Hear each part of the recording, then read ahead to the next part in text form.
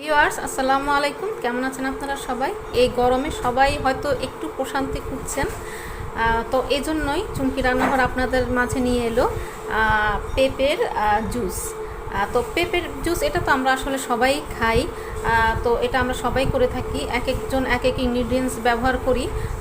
তবে আমরা যে যার মতো ইনগ্রিডিয়েন্টস ব্যবহার করি না কেন, এটা কিন্তু খুবই হেলদি হয়।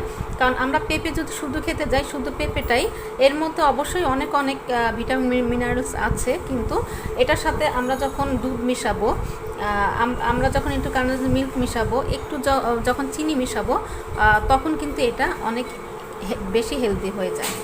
আর গরমে আপনি এটার এক গ্লাস খেয়ে নিলে আপনার কিন্তু অন্যরকম ঠান্ডা ঠান্ডা একটা প্রশান্তি চলে আসে।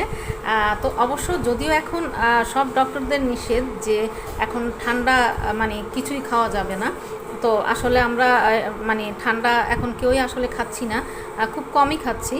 তো এটা আমি নর্মাল পানি দিয়েই বানাবো।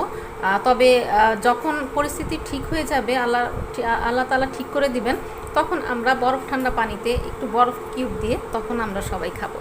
তো আমি মনে করলাম যে আপনাদের সাথে একটা সহজ একটা রেসিপি শেয়ার করি, যেটা আমাদের খুবই উপকারী একটা রেসিপি, যেটা হচ্ছে পেঁপের জুস। তো আপনারা আমার এখানে পেঁপে দেখেই বুঝতে পারছেন, তো পেঁপেটা কিন্তু এখন এই সিজনে সবার বাসাতেই কিন্তু আছে। আর এই মুহূর্তে কিন্তু আমরা একটু ফ্রুটসটা বেশিই খাচ্ছি, তো যার জন্য আমরা মানে সবসময় পেঁপে বাসাতেই থাকে। আর লাগছে, আমি দুধ নিয়েছি আধা কাপ পরিমাণ, একটু ঘন।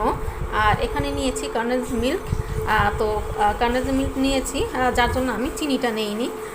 তো আমি এখন পেঁপেটাকে আমি এখান থেকে আমি এক স্লাইস নিব। তো আমি এক গ্লাস বানাবো, তো আমি এক গ্লাস পরিমাণ আপনাদেরকে দেখিয়ে দিচ্ছি। তো ভিউয়ার্স, আমি এরকম একটা ব্লান্ডারে জার নিয়ে নিয়েছি। তো এরকম ব্লান্ডারগুলিতে কিন্তু তিনটা জার থাকে, একটা বড়, এটা মাঝারি, আর একদম ছোটোটা। তো বড়টাতেই কিন্তু জুস করা হয়, কিন্তু বড়টা কিন্তু সেরকম আমার মনে হয় না সেরকম একটা কোনো কাজের।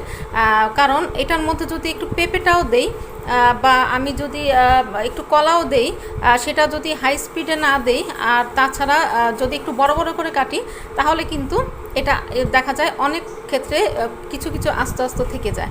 যার জন্য আমি মাঝারিটার মধ্যেই করি সব সময়, আর এই জন্য একটু ছোট করেই মানে কেটে দিতে হয়। আর যে ব্লান্ডারগুলি খুবই একদম স্মুথ কাজ করে, সেই ব্লান্ডারগুলিতে একটু বড় করে কেটে দিলেও কোনো সমস্যা নেই, কারণ এটা এমনিতে নরম ফল। তো এটা বড় করে কেটে দেওয়ার কোনো মানে ছোট করে কেটে দেওয়ার কোনো প্রয়োজনই হয় না। কিন্তু যেহেতু ব্লান্ডার ভেদে একটু সমস্যা হয়, তো যার জন্য দেখা যায় যে একটু ছোট করেই কেটে নিতে হচ্ছে। তো আমি এভাবে করে এটা কেটে দিয়ে দিলাম।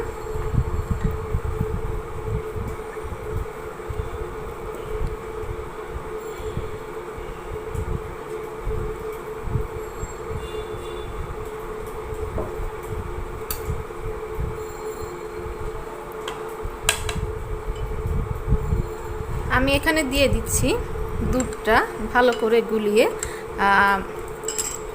আমি কিন্তু এখানে গুঁড়া দুধ নিয়েছি। এখন আমি দিয়ে দিব প্রায় 2 চা চামচ পরিমাণ কনডেন্স মিল্ক।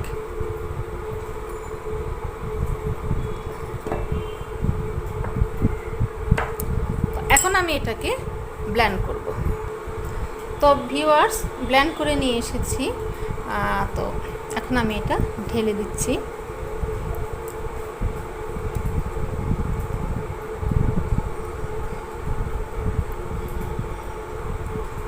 একদম যাকে বলে গরমের প্রশান্তি। তো আপনারা একটু বাসায় ট্রাই করবেন। আর আমি জানি যে আমরা পেঁপের জুস আমরা কিন্তু বাসায় সবাই খেয়ে থাকি, সবাই খুবই পছন্দ করি, ছেলেবুড়ো সবাই। আর এটা কিন্তু স্বাস্থ্যের জন্য খুবই খুবই উপকারী। তো এটাও আমরা সবাই জানি, তারপরেও আপনাদের সাথে শেয়ার করলাম, যেহেতু আপনারা সবাই আমার ঘরের মানুষ। তো আমি বললাম যে যে জিনিসটা আমার কাছে ভালো মনে হয়, যে জিনিসটা আমি মনে করি যে সবার জন্য উপকার, সেটাই কিন্তু আমি আপনাদের সাথে শেয়ার করি। তো এজন্যই আসলে আপনাদের সাথে শেয়ার করা।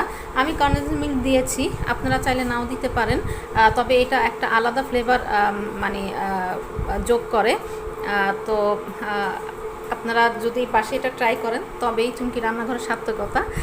তো ভিউয়ার্স, আপনারা সবাই ভালো থাকবেন। আর এই গরমে এই ধরনের জুসগুলো আপনারা খুব বেশি বেশি করে খান, তাহলে আমাদের সব দিক দিয়ে কিন্তু খুব ভালো একটা উপকার মানে মহান আল্লাহ তাআলা করে দিবে। আর সবাই খুব মশলা চা খান।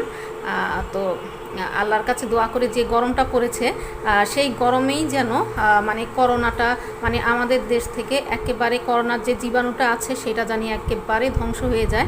চলেন আমরা সবাই আল্লাহর কাছে দোয়া করি আর আমরা সেই আবার স্বাভাবিক জীবনে আমরা সবাই ফিরে যাই। তো ভিউয়ার্স, সবাই ভালো থাকবেন, সবাই সবার জন্য দোয়া করবেন। আল্লাহ হাফেজ।